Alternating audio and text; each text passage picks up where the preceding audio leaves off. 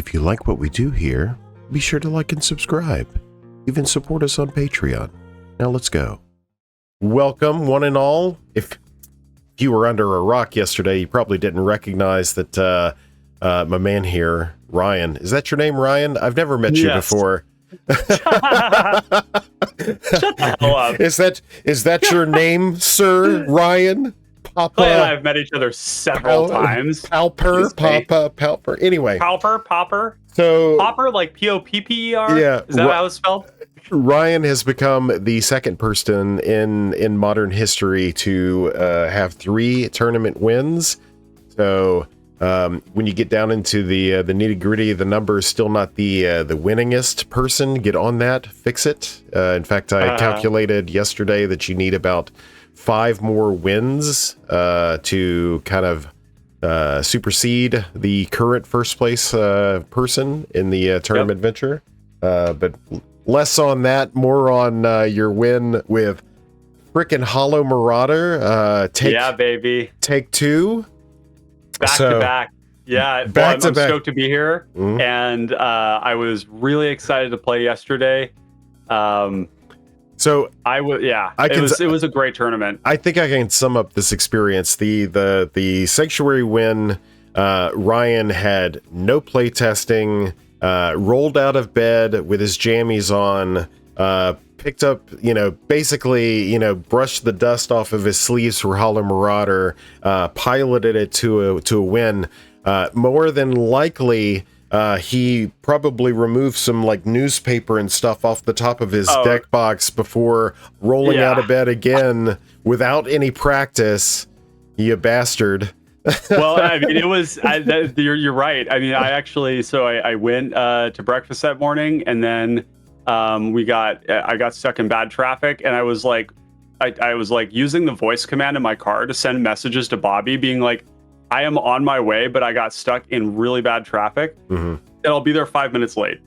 And to be clear, I had only played Hollow Marauder one time in an actual game before the tournament, but I had play tested that thing hundreds and hundreds of times, and I had a completely new build.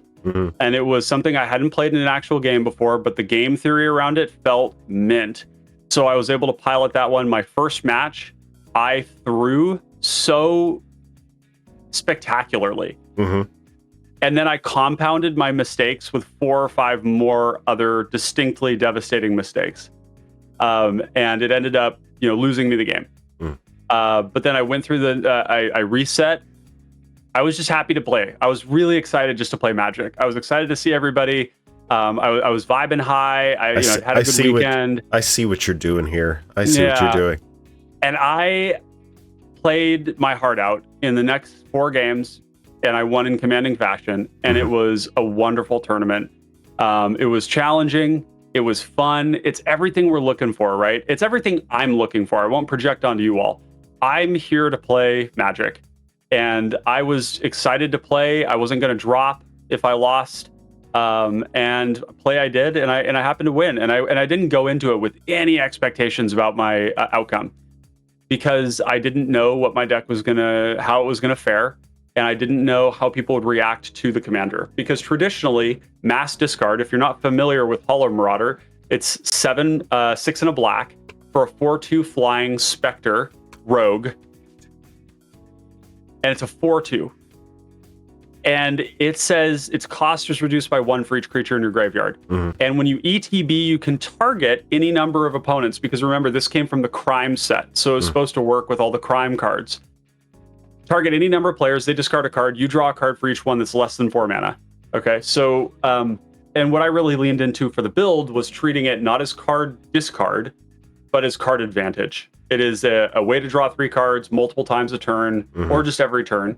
And I did great with it. The version that I brought to this tournament, it's wild to say, but it's significantly improved, which I think is part of the reason why in this tournament, not all of the games felt exceptionally hard.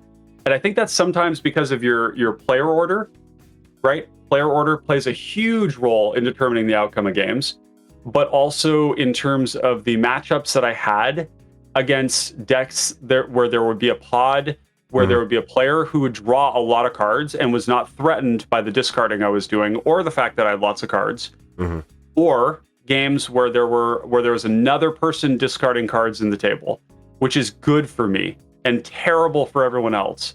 When you have two players discarding cards from everybody's hand, it becomes very difficult to win the game because you're not able to deploy your cards at the speed at which people are eroding your hand. But the big additions to the deck were ninjutsu effects to bring the commander back, which operate when you say big addition, is that between tournaments? Yeah, big addition was exactly because after the tournament, I looked at my deck and there were certain effects. I had too many sacrifice effects. And there comes a point when Hollow Marauder it can be very expensive. And if somebody blows your graveyard up, it's like 15 mana. Right? And so, this is where like Grave Flickers come in, but I don't play Grave Flickers. I play Ninjutsu because Ninjutsu is board positive. It's a creature, not a non-creature spell. And that thing is fodder to whatever else you're going to do. And Hollow Marauder is a terrible target for removal. So nobody ever like kills you in combat. It just doesn't happen. And they shouldn't, right? Like they shouldn't want to spend a card on my commander so that second main I can play it again and discard another card from them. They should keep their card, right? So I made a lot of improvements to it. And another big one was actually swapping out a couple pieces of removal, a single edict, and a couple of self-mill creatures that had to die to mill, like Returned Reveler, for ritual creatures. Your Blood Pet and company. Blood Pet, Basal Thrall, Basal Sliver, Blood Thrall, Overeager Apprentice. And now the deck has 11 rituals in it. And it really hums. And so, it felt really powerful, but also hums, I just love playing that deck. So hums in consistency, so very consistent. So real quickly before we move on, because believe it or not, this isn't the main topic. Would you say that this is a like an aggressive early game type deck, or is it more of a let's build up some resources and then start operating, or is it like slow? Like where would you position the proactivity? That's a great question, and I had to think about the answer to this a little bit. It depends on your hand a lot. So people who've played against TPI know that you have TPI hands sometimes, Third Path Iconoclast, which is the blue-red human monk that prints soldier tokens, artifact creature soldier tokens, when you cast non-creature spells.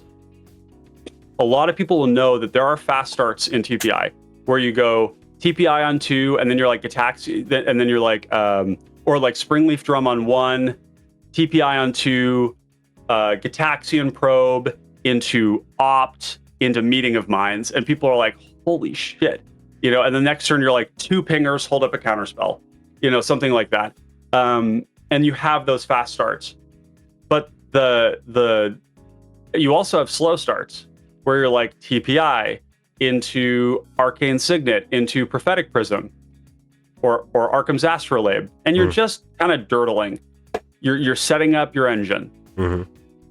In Hollow Marauder, you do have there is a speed differential dependent on what you need and what you draw. Because if you get Soul Shriek or Moodmark Painter and you have a full graveyard because you milled a lot, or you get a Tortured Existence, or you get a big ritual. I'm talking Bubbling Muck in the mid game, or Songs of the Damned with a full graveyard.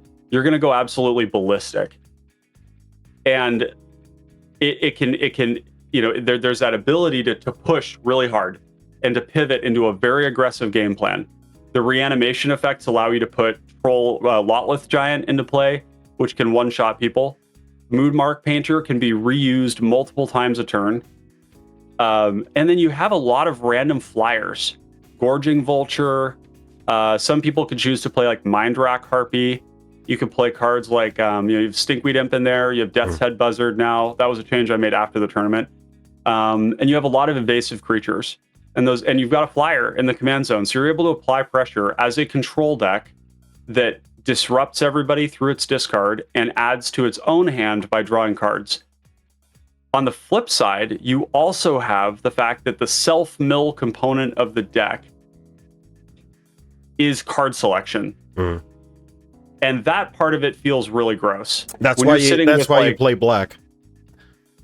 When you're sitting with 7 cards in hand and you draw your 8th for turn, and you have 13 creatures in your graveyard and 12 non-creature spells in your graveyard, many of which flash back or come back from the graveyard, your hand is way, way bigger than 7 cards. If I have a Bonebind Orator or an Eerie Soul Tender, both of which have the key ability, so kind of like a flashback for a creature, where you exile it from the graveyard and you return a creature to your hand. Gary, Lotleth Giant, all your cycling creatures, all your edicts, they're all available to you. And you have so much mana from the rituals that you can often fuel it. So there are explosive hands. There are also slow hands. And the delta between those doesn't seem to impact how often I win. It seems to me that the deck feels very consistent. The funny thing is, even when you miss your land drops, you still have turns where you're like, Songs of the Damned for 12. And then you go crazy, and then you draw into your Culling the Weak, and then you reuse your Marauder, and you make 4 more mana, you cast him for 1, and you just chain off, right? And so in some ways, Erosium and Dagon, Dagon Righteous from the Common Connoisseur server, and some patrons of mine are 2 of the people that I've been using as a sounding board to help design, hone, and develop the deck. And one of the things that Dagon often mentioned is that it's a control deck that sometimes operates a bit like a combo deck without a deterministic finisher. However, the outcome of going ballistic is that nobody has any cards in hand, and winning the game becomes arbitrary. And that is one of the powerful things about the deck. I think that Hollow Marauder is the most powerful deck I've ever built in any format. Pause there.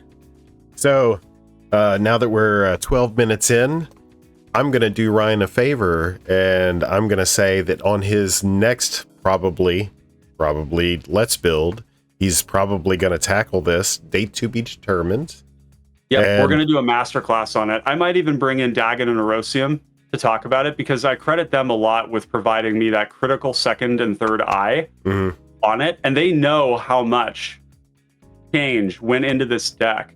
To build this deck appropriately in the way that the commander was asking me to build it took me duplicating the deck and starting from scratch. And I had to do that multiple times. I had a test build, I had my core build that was public, and then I had my old build. He's giving away the masterclass right now. Oh no, we're not gonna go deep into it.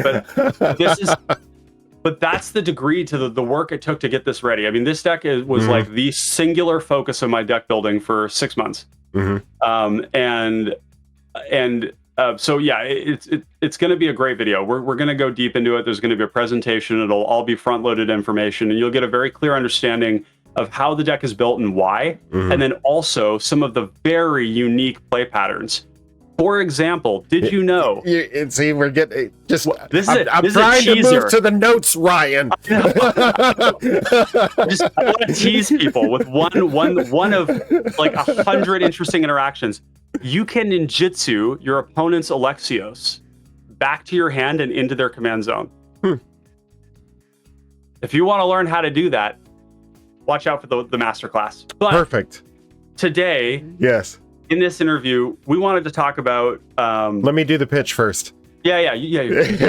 So you do it. Yeah. So no. Well, you were on a roll. Now that said, Ryan and I recorded probably the longest ever pre-show that will be. It's at like 55 minutes. If you want access to it, go on the Patreon. So yeah, you heard the man. Patreon. Yeah, so sign up for the, I was going to say the cPDH.guide Patreon, but it's not even that. It's my personal Patreon relative to the things that I do in the community, all that stuff. As always, the link is in the description and on the YouTube banner, yada, yada, yada. Please feel free. No, this isn't mandatory or anything like that, but it's a good conversation. It's worth listening to. And you'll get access to those conversations, similar conversations with every just got posted, video. Right?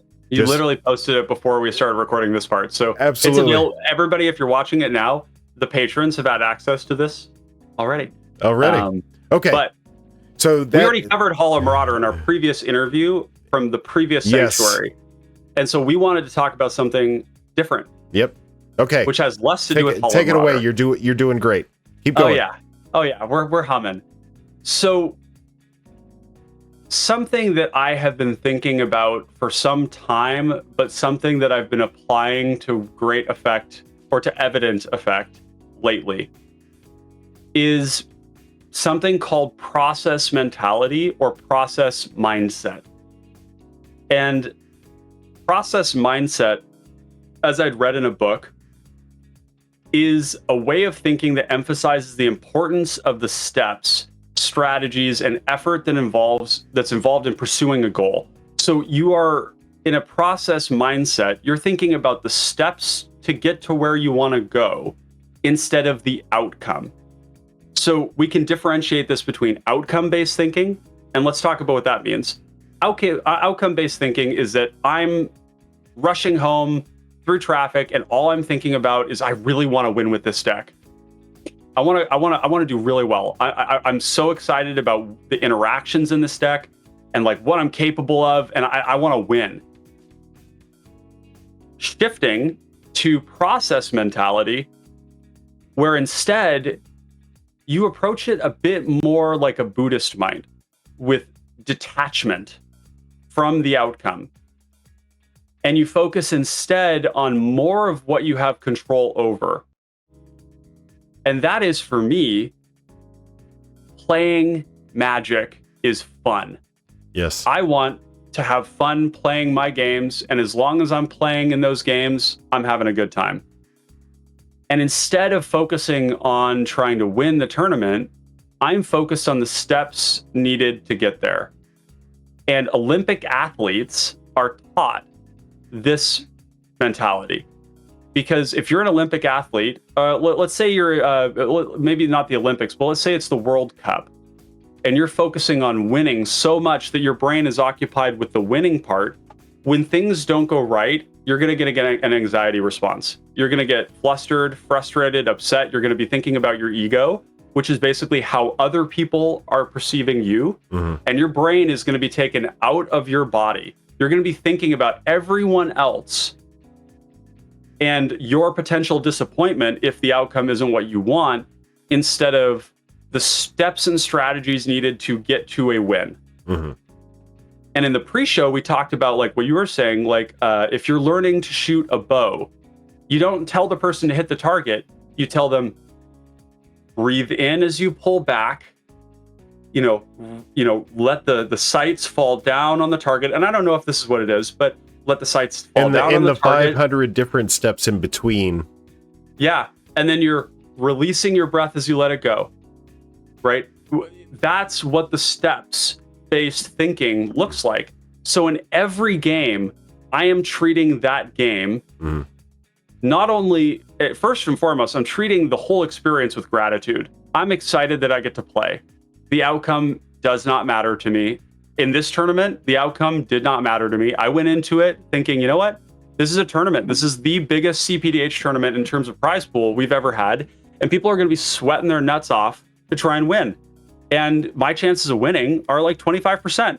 If I take my win percentage overall, maybe it's 35% in each game, right? So yeah, my odds of winning any given tournament are very low. So come in with reasonable expectations about your chances of winning. And secondarily, treat each game as an isolated bubble of time. If you go into that game tilted over the last game where you fucked up, you're not going to play well. And you are going to have an increased chance of throwing the game or losing because you are distracted. controlling your emotions is a really critical part of competitive play, because everyone you're playing against, you're up against honed weapons. And right? Ryan just said something that once again cued, because we previously talked about this a little bit just as a mock-up for how we would be talking about this, and also to kind of like, add a little bit of my voice. I know I told Ryan that he'd do most of the talking, but I'd like to talk sometimes too anyway. Of course. Yeah. No. I'm just giving you a little poo. So at this point, the sensation as he's talking, and he's the ideation that I'm having based off what he's saying reminded me that in game I feel this typical like ebb and flow of of energy. So like tempo energy, exactly. So learning how to ride the wave of that, because that's the thing. Yes. Don't necessarily ignore that. It's not going to be 100% accurate, because if you're feeling like you're doing well, that doesn't necessarily equate to you actually doing well, but also winning. But recognizing that there's probably a relationship between that upswell and your confidence and what have you is likely based on your perception of previous actions, but also recognizing that, the sunken cost of those actions that you had previously have no bearing on your future unless you give them that agency to do it. So allowing you to, like, if you made a mistake, that really has no bearing on the next thing that you're going to do. It doesn't change what you need to do. It might change. Well, actually, it might change what you need to do, but what you need to do is adapt to that new reality. Mm-hmm. And I think part of this is actually, and this is one of the really exciting parts of this topic for me, is that I work with a great therapist. And when we talk together, we work a lot on this idea of radical acceptance. And when you're in that space where you're resisting some feeling, some sadness, some frustration, whatever it is, to push it aside is to bank it up for later. You will feel it at some point, and the longer you do that, the worse it's going to be. Okay? In a tournament setting, you need to be able to take a moment to feel bad about what just happened. I had 5 of those moments in my first game in the last Sanctuary where I was like, wow, I took a game that I was like really favored to win in, and I dumpstered it and I threw it away into the garbage. Mm. And I took a moment to feel bad about that. I was like, damn, like I really didn't play up to the level of my expectation. I didn't play as well as I wanted to. And then I felt it, I accepted it, I moved through it, and I let it go, and I played well in my next couple of games. And I think that is a really important thing. Rewind this and watch that over again, because this part of it is not just about Magic, right? This is about life in general too, but it influences your ability to win games in Magic. Your EV is going to go up when you are having more fun, when you're in the flow state, and you've let go of the things that you can no longer control, which is the mistakes you made. I have an addendum for that too. So not only what Ryan is saying with regard to like maybe a mistake that you've made, but also like, my game 1 yesterday, I fought like hell and I didn't have a successful outcome. However, I do feel confident in the thing that I was doing at the time. And had I the opportunity to do it again, I think that I played as perfectly as I could in that moment. So it's accepting the fact that, okay, maybe those pieces just weren't lined up for you. In that. That's huge. I mean, think about it this way. I've had games with Third Path Iconoclast where I cast a Distant Melody for 12 and I draw 10 lands. in my deck with 29 actual lands. The improbability of that is enormous, right? Does that mean that I was wrong to cast that spell? Abso-fucking-lutely not. I wouldn't change a damn thing. Magic has variance in it. Tournaments are even more variable because there's 4 players and you have to fight through 5 rounds. So, and you're in many cases victim to other people's misplaying. or to other people's mistakes or to other people's decisions. Commander is a very, very hard game to win at 40 to 50%. You know, if you're like a competitive player in a 1v1 format, you know, you might be at like a 56% win rate if you're friggin' Reed Duke. You know, if you're a god Magic player, your win rate is going to be barely above 50%. Your win rate in Commander is going to be probably between 20 and 35%. Should I tell him? Oh, with what? Oh, my win rate with my win rate with Hollow Marauder is very good in the games that I've played. Yeah. So at present, as of not October, it's November. Jesus, the election happened. November 10th, 2024. Ryan's win rate with Hollow Marauder, should he show up to a next game, whatever that might be in a tournament, is over 77%. And I think that what can account for that and where you get those big abnormal spikes in performance. Not giving a fuck. Well, I think that plays a part, right? Yeah, absolutely. Like letting go of what you can't control, moving through your emotions in a healthy way, isolating your instances of gameplay, right? So each game is its own distinct iteration where you need to let go of everything that happened before and that might come, right? That definitely elevates my gameplay. I would say also that I kind of spike to these tournaments with a deck that counters, that basically like doesn't care about what the format is doing. The format has largely moved to removal because removal is very flexible. The last deck that did that was Abdel Blue. Yep. And this, you know, the format is full of removal right now because removal is really effective. It's very flexible. It's not timing sensitive like counterspells are. And it's really dynamic. You can use it against combo threats. You can use it against combat threats. And it's just very flexible. Hollow Marauder doesn't care about removal. In fact, killing its stuff and killing Marauder works in my favor. So I think that the results I'm getting are just a result of the meta the way it currently is. Removing Hollow Marauder is a 3-card, swing. Yeah, you spend a card to kill Hollow Marauder, and then I take a card from you, and then I get a creature, and I draw a card. So you're down 4 cards on that exchange. Yeah. I mean, it's brutal, and it does that to every player who interacts with you. And so, is the commander great? Damn right it is. It's a great commander. And I think that it exploits a part of the meta that has shifted over to that. And part of the thing that should make that win rate, the win rate will go down over time. It's not going to sit at that percentage. As more players engage with it. But it will retain one thing, which is that Graveyard Hate is not very good right now.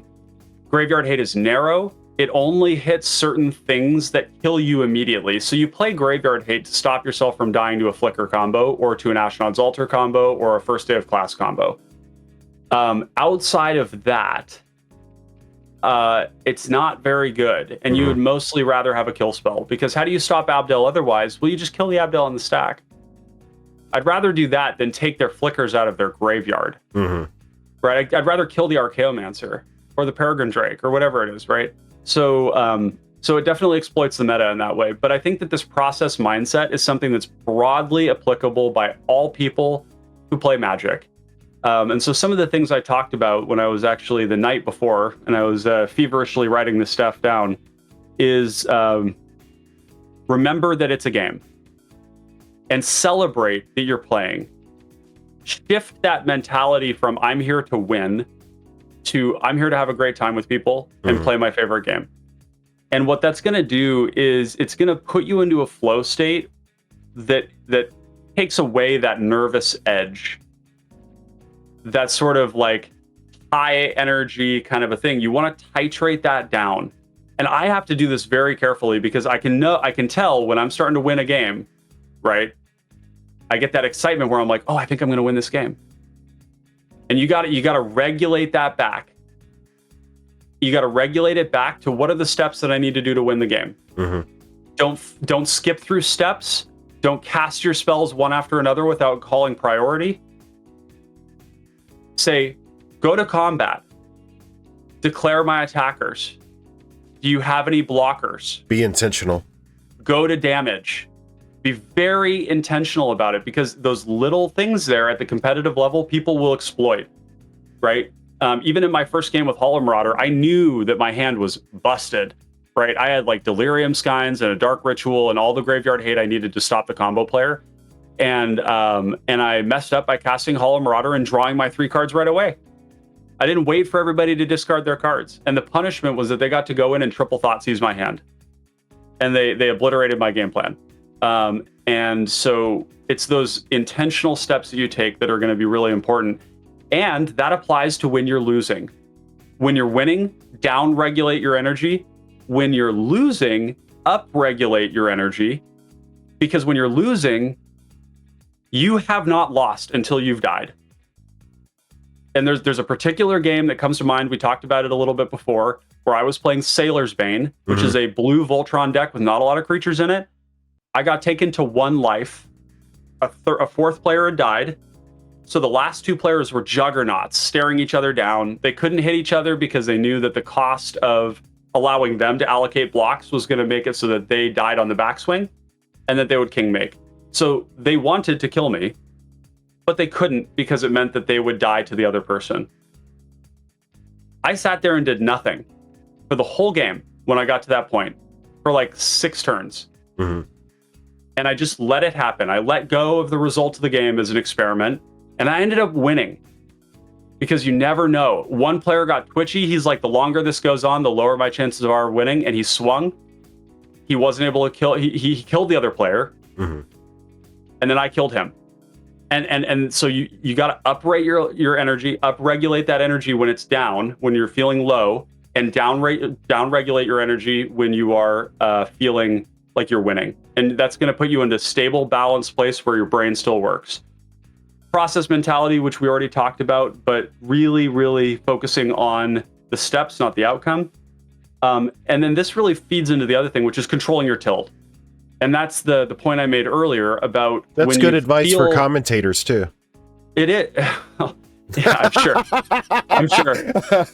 I mean, I think as a commentator, just to empathize with it, sometimes you're watching stuff without the context of what's happening between in the table talk, which is like half of the game that you're not getting because you're not hearing the table talk.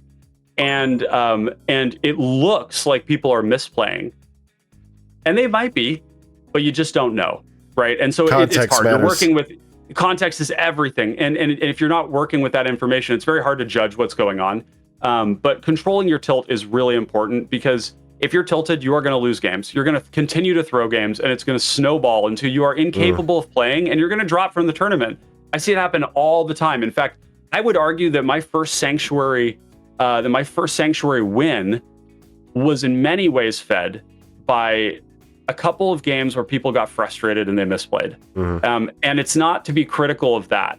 I've done that on so many occasions, and it's doing that that's taught me to learn how to do differently. So I empathize with it happening. It's not to be critical. It's just to say that they did tilt, and it caused them to misplay and lose the game. And so I think that's a really, really important thing to learn how to control. Each game is a fresh slate. This idea of a temporal bubble where everything that's happened before is out of your mind. Everything that may come after is out of your mind. You play that game in that moment, turn by turn. The next thing is to play to your outs. And that can only be done if you're in a clear headspace. You can only play to your outs if you're in a clear headspace. And that requires that regulating of your energy. And what you were talking about, Clay, that sort of like tempo energy, I had never thought about it that way. And you put into words something that I've felt. You feel that uptick in energy where you're like, there's an excitement, like a buzz, and it can be distracting. It can be very distracting, and it can cause misplaying. So, well, so this is the relationship that I have with that sensation, that feeling. Now it's probably confirmation bias, but everything that we do is subjective in that way. But I've learned that I know that I'm on the right track when I feel that overwhelming sensation. So that's the relationship that I've had with whatever that is. That's the relationship that I've had with it, and by virtue of like this is the important part, having that recursive relationship with your experiences and learning like, okay, because there's, like Ryan said, there's been games when I've been an absolute jerk because I'm tilted and I don't understand why somebody's killing me and not, this other person who I perceive as the real threat. Now, whether or not I don't have I don't have a collective memory of all those times that I was right. You're not a Bene Gesserit? What? You don't have the shared memories of millions of generations of women in your head? Exactly. You don't know what's going on for them. This is similar to the commentators, right? They don't know always what's happening in play. And we'll talk about the last match a little bit that way too. But this idea, I want to add a little asterisk to what you're saying that confirms it even more. You need to know when you are starting to win. You need to know how to convert. We are in 90-minute games. You need to be able to know when you're turning the corner and when you need to take risks to win. When you need to alpha strike people to kill them. Derek always talks about this, right? When he's commentating. Kill them. Go into combat. Put them into the red zone. It's like if you're playing TPI and you've got 12 tokens and you're ahead, dude, swing at them. Get that 6 damage in. Right? Like, get them dead. And so that turning the corner requires acknowledging that you are ahead and that you're feeling that uptick in your energy, down regulating it to a point where you can think clearly, and then operating off of that. And that's really important to playing to your outs. The other thing I want to mention is supply yourself for success. Sleep, food, water. If you aren't hydrated, your brain isn't working right, okay? So what that means is that in between every match, and I did this in 60 card, and it was really effective. It's what led to my first really high tournament performance. I placed second or third with Boros Bully, the sort of Boros tokens deck, in Rags to Riches, which is a really competitive event. I mean, these people are like legacy vintage players. They are not fucking around. It's in fact the most intense tournament I've ever played in. I mean, it was really, really hard. And every time I finished a game, I went to the bathroom, I peed, I filled up my water, and I ate a Cliff Bar in between each game. You are frozen. Yeah, I see that. With the look of stoic thing. You try cycling your turn off your video and then turn it back on or something. They can listen to me. They know what I look like. We'll put a smiley face over you in post. As long as they can still hear me. Yeah. I think that's a really important part of it. So water, food, bathroom, stretching, those are all important. Take your headset off, go for a little walk, get a little fresh air, come back ready to go. And then all of this culminates in what I really want to impress on people. And maybe that's the wrong wording because you're your own individual, you out there watching, and you can do however you like. So just take this with a grain of salt. But this is a game, and we love this game so much that when we're sitting on the pot with nothing else to do or think about, you're on Mox Field, playtesting your deck. It lives rent-free in your brain. You love it, right? And it's so important for your longevity in this game, for your sense of self to not be tied to whether or not you win a tournament. Yeah. Or whether or not you're winning a particular game. Oh. I knew I shouldn't have done that.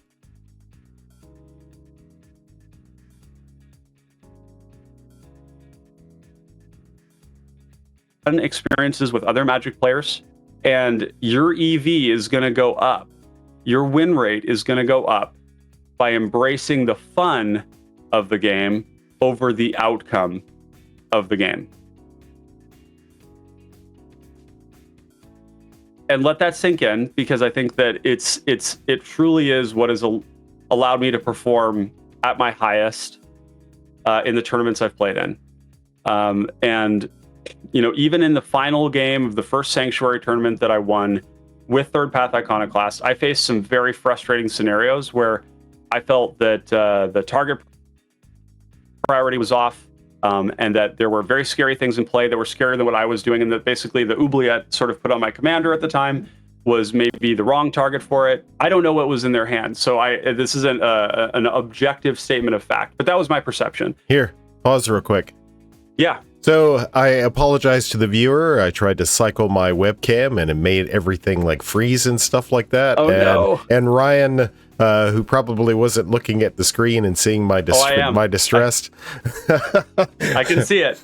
So yeah, there's definitely going to be a small section in there that was blank. Don't worry about it. They had your face for the rest of it. So no. So that said, we are running up a little bit for me anyway. The wife is getting a little restless.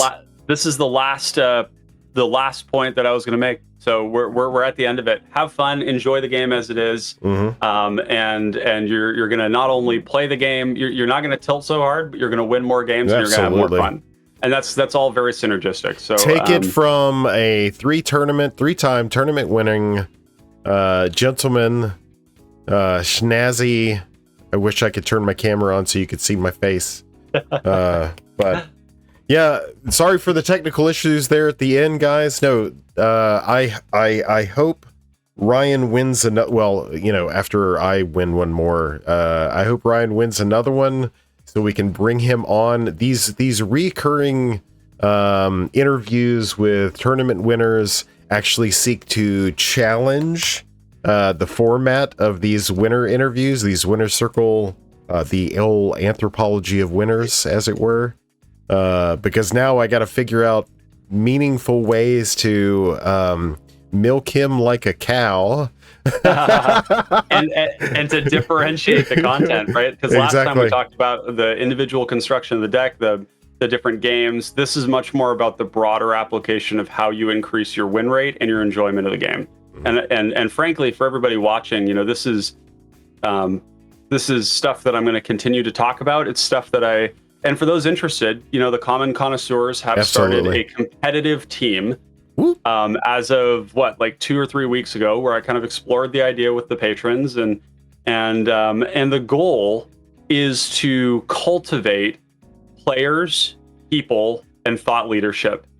And the goal is for self-improvement. The goal is to help each person helping everyone else build their deck the best way they can and play their deck as best they can. And to read the meta, to, navigate our mistakes and learn from them. And it's a goal of self-improvement. So we're not, this is a time-honored tradition in Magic to have teams that play in competitive games, and it's for the goal of elevating everybody to a higher level. So we saw the outcome of that today. We had Brewbear, who's on that, who was in the finals, and we had a lot of connoisseurs in that there. So if you do want access to that, you can check out the Patreon as well, patreon.com/Common Connoisseurs to get access to it. And there's no differentiation in price.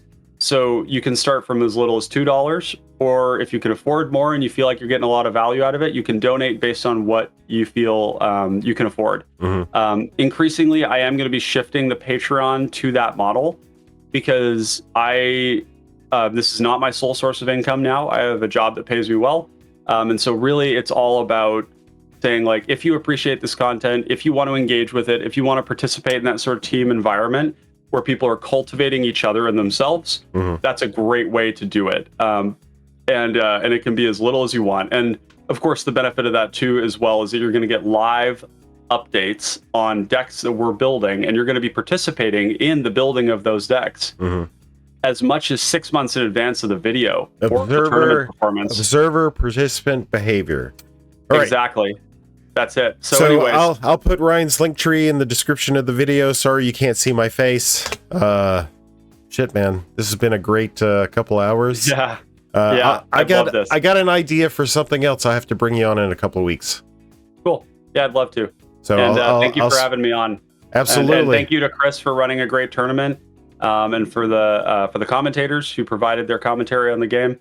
It was really an honor to be there, and to every person I played with who had a great attitude throughout the whole thing. It was some of the best politicking and some of the most positive energy I've ever felt in which a cPDH which tournament. is the majority, if not all, of players in this tournament.